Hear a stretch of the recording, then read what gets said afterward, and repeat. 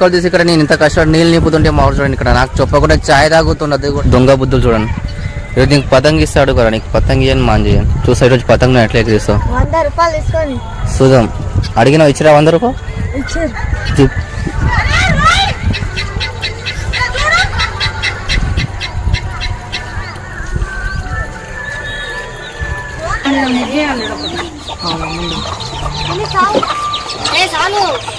పయ్యకు తినవి అవి బియ్యం అయింది ఇంతకు అట్లా ఉన్నాయి స్టైల్.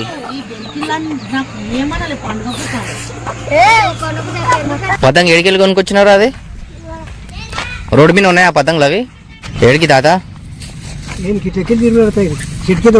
కూర్చోడా ఇప్పుడు సింటకెట్ తినోసి తింటా లేదా నువ్వు?